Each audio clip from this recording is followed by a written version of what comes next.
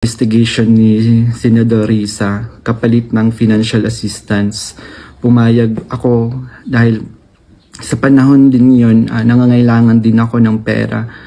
Binigyan ako ni share ng email ng opisina ni Sen Risa upang magpadala ng formal na email kahit ano ang aking sabihin daw.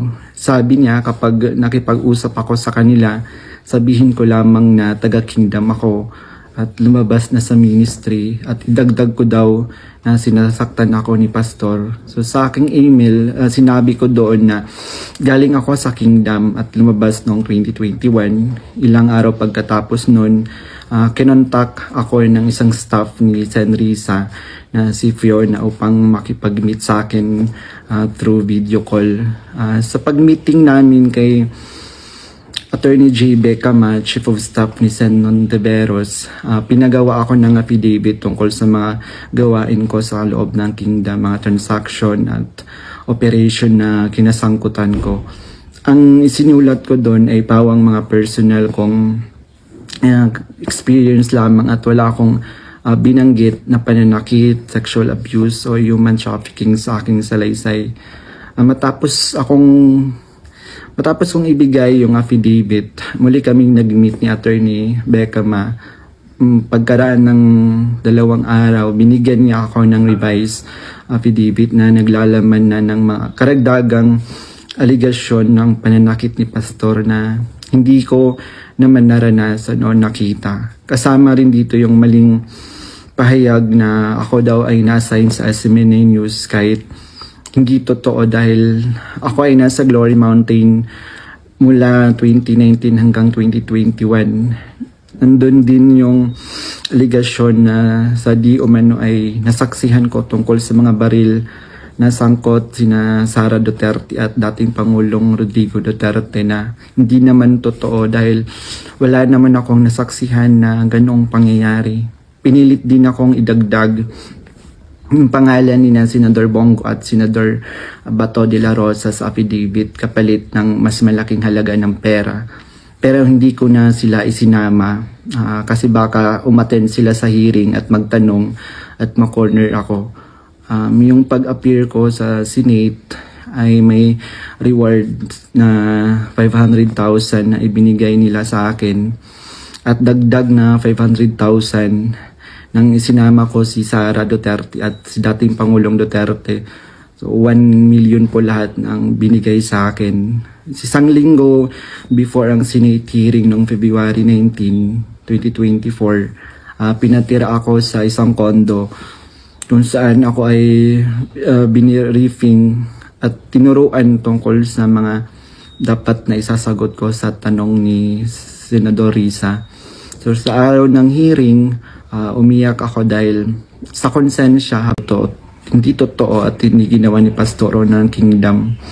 Pagkatapos ng hearing, tinago ako ni Sen Risa sa kanyang condo sa Manila at inutusan na maghanap pa ng ibang pwedeng maging witness kapalit ng pera dahil may mga susunod pang hearing. Sa buong taon ng 2024, nanirahan ako sa condo ni Sen Risa at nung January 2025, lumipat ako pansamantala sa isang safe house kung saan nakasama ko doon sina Mutabato at iba pang mga biktima ng extrajudicial killings.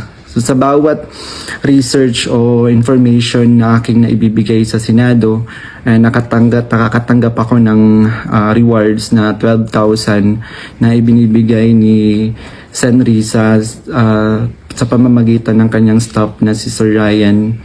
So, sa kabilang sa mga na-research ko, nagawa kong research, yung inimbentong Angel of Death daw ng Kingdom na inimbento ni Alias Jackson, si Edward Masayon. Kabilang doon yung na-research ko yung mga member at yung mga general na nag-courtesy call kay Pastor.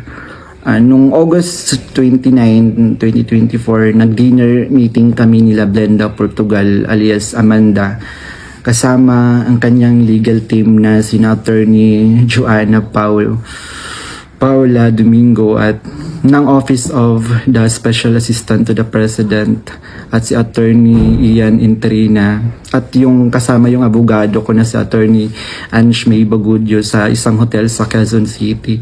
Pinagplano nila kung paano idiin ang kaso ni Pastor at ininggan niyo akong mag-file ng kaso. Sabi ni Attorney Domingo na mas maganda mag-focus kami sa human trafficking dahil mahina ang kaso sa sexual abuse. Sabi pa ni Attorney Domingo na matalik siya na kaibigan ni Attorney Pearl Angelica Canada na dating abogado ng Kingdom at dating namuno sa Jose Maria College. Ayon sabi ni Attorney Domingo, sabi sa kanya ni Pearl na umalis na sila sa Kingdom at alagaan mo daw si Amanda at siya na ang humawak ng kaso laban kay Pastor. Kasamang kanyang kapatid na si Attorney Lady Jade Canada at si Shishir Bandari sa US na nabanggit ko na kumontak sa akin upang siraan si Pastor. Dagdag pa ni Attorney Domingo na gumagamit sila ng private jet mula kay Secretary Antonio Lagdameo papuntang Davao para sa kaso ni alias Amanda dahil sabi ni Attorney Domingo ito ay para sa seguridad nila sapagkat may natatanggap daw silang security threat.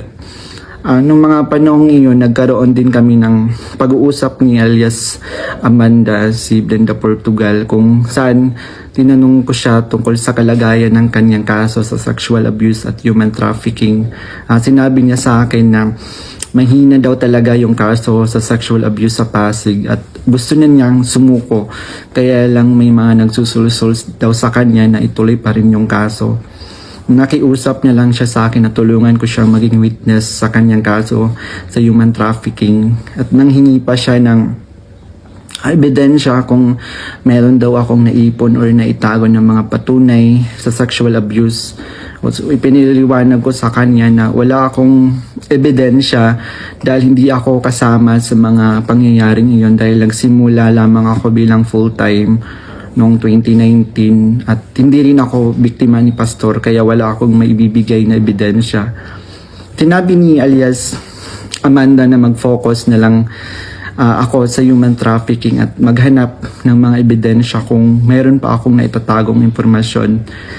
Sinabi ko sa kanya na maghahanap ako ngunit wala talaga akong ebidensya dahil hindi naman talaga totoo ang mga aligasyon.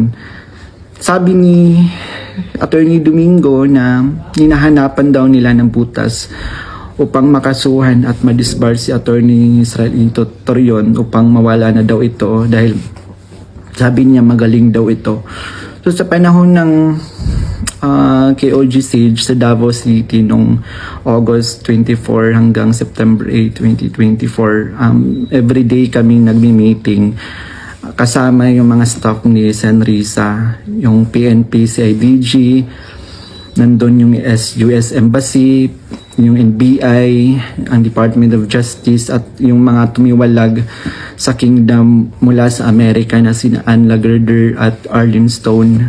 Pinag-uusapan ang plano kung paano ma-extradite o ma-extraordinary rendition si Pastor sa US at paano pabagsakin ng Kingdom. Ang pangunahing pinag-uusapan mga meeting ay ang plano sakaling mahuli si Pastor ay ang plano ay agad siyang extradite sa US at bawiin ang kaso na isinampa ni alias Amanda upang mapabilis ang extradition ni Pastor kapag siya ay nahuli. Subalit, hindi ito natuloy dahil sa pag-aalala sa US. Lumalabas ako upang ilahad ang katotohanan na ang lahat ng ito ay gawa-gawang kaso at plano lamang pabagsakin si Pastor at ang buong Kingdom Ministry at kunin ang kanilang mga ari-arian. Hindi ko na masikmura yung mga ipinapagawa ni Senrisa na kasinungalingan at ang pamimilit niya na magsampa ako ng kaso kapalit ng pera. Wala pong ginawang mali si Pastor sa akin. Puro kabutihan ang aking naranasan habang nasa loob pa ng Kingdom. Lahat ng ito sinabi ko ay upang ipagtanggol ang katotohanan kahit nakakatakot dahil sa mga malalaking tao yung sangkot. Pero ito na yung panahon upang tumindig para sa katotohanan at humihingi ako ng tawad sa Kingdom family, lalo na kay Pastor Apollo Kibuloy sa mga nagawa kong mali at kasinungalingan. Usapan mga meeting ay ang plano sakaling mahuli si Pastor ay ang plano ay agad siyang extradite sa US at bawiin ang kaso na isinampa ni alias Amanda upang mapabilis ang extradition ni Pastor kapag siya ay nahuli. Subalit, hindi ito natuloy dahil sa pag-aalala sa US na maaaring manalo si Donald Trump sa panahong iyon na nagdulot ng paghina ng kanilang connection sa gobyerno ng US. So dahil dito, nang mahuli si Pastor, wala na silang pagkakataon na ma-extradite siya, kaya naman nagutos si Sen. Risa Tevero sa amin na labanan ang kaso dito sa Pilipinas laban kay Pastor at sa lahat ng mga administrator ng Kingdom upang tuluyang pabagsakin ng Kingdom. So tinatanong kami ng paulit-ulit kung may alam kami tungkol sa isang bunker daw nung panahon ng KOG Siege, dahil kapag nahanap daw nila si Pastor, babahan ng pera at may bahagi kami doon. Ang bunker ang pangunahing hinahanap, kaya't pinuntahan nila ang lahat ng mga posibleng lugar. Ngunit sa katotohanan, wala talagang bunker sa Kingdom, lalo na sa Central Headquarters. Ang mga updates tungkol sa mga ito ay galing sa kasalukuyang PNP Chief General Nicolas Torre, na siyang nangunguna sa bawat meeting namin at nagtatanong tungkol sa lokasyon ng bunker. Kasama ko rin sa mga meeting na yon sina Edward Masayon alias Jackson, na pumasok sa Kingdom compound na nagkunwaring pulis dahil siya daw ang nakakaalam kung saan ang bunker. Kasagsagan ng Sage ng message sa akin si Fiona, staff ni Risa, na sa pamamagitan ng WhatsApp, na sinabi niya na dapat ko daw tanggalin sa kaso ko si June Andrade dahil isa daw siya sa amin na nagbibigay siya ng mahalagang impormasyon. So ipinaalam ko sa kanya na ipapasa ko muna ito sa aking abogado. Pero ngunit isang linggo pagkatapos nun, tinanong ulit ako kung may contact ako sa Kingdom dahil hindi na raw mahanap si June Andrade. Hanggang ngayon, hindi na siya natanggal sa kasong pinafile sa akin. Noong November 5, 2024, nagkaroon kami ng meeting kasama sina Undersecretary Nicolas T. ng Department of Justice at 4 pang prosecutors. Ang naalala ko doon si Prosecutor Olivia Torrevillas, si alias Amanda, kanyang mga abogado, si Attorney Domingo at si Attorney Ian, 3 representative from NBI, 2 lawyer at 1 agent. Ang sabi ni Yusek sa amin, bawat isa sa amin na nag-witness sa Senate investigation na ginawa ni Risa ay may naka-assign na mga administrator ng Kingdom na kakasuhan namin. Mayroon reward na 1 million pesos kung magfa-file kami ng kaso laban sa kanila upang tuluyan na daw masira at mawala ang Kingdom at makuha na nila yung mga ari-arian ni Pastor at ng Kingdom. So sa akin, naka-assign yung 2 administrator na sina Eleanor Cardona at si Marlon Rosete. Pati na rin yung 2 key person ng SMNI na si Cristina San Pedro at si Hannah Jane Sancho. May 2 minister, si Carlo Catiil at si Rico Mandin, at coordinators na sina Grace Mandin at si Corazon Dupalag. At yung kay alias Jackson naman, yung naka-assign sa kanya yung mga lalaking administrator, katulad nila Marlon Nacobo, nasali si Sister Elizabeth Carion. And kay alias Jerome naman, naka-assign sa kanya yung mga administrator ng mga babae na sina Neneng Lizada at si Teresita Dandan. So sa iba't ibang araw na mga meeting namin, kasama ko yung mga dating full-time worker ng Kingdom na lumabas dahil sa mga nagawang kasalanan sa loob ng ministry. Doon sina Arlene Stone at Ann Lagerder na parehong sumasali through Zoom mula sa US na tinutulungan sila ng FBI. Si Regina Arevalo naman na siyang scriptwriter ng karamihan ng mga binabasa namin sa Senate hearing. Pati na rin yung mga kasama kong mga fake witness na sina Tirao alias David, si Edward Masayon alias Jackson, si Juar Olimba alias Jerome, si Renita Hernandez, si Glenda Portugal alias Amanda, at kasama yung Chief of Staff ng Office ni Sen. Risa na si Attorney J. Becama at yung staff na si Fiona at si Faye. So hanggang sa ngayon, paggawa ko ng affidavit, patuloy ang surveillance at mga planong raid sa mga ari-arian ng kingdom, kabilang ang mga Kingdom Light Congregation sa iba't ibang bahagi ng Pilipinas, yung SMNI building sa Makati, yung KOG Central Headquarters sa Davao. Bukod dito, tinatarget din yung mga anak ng mga full-time workers bilang mga biktima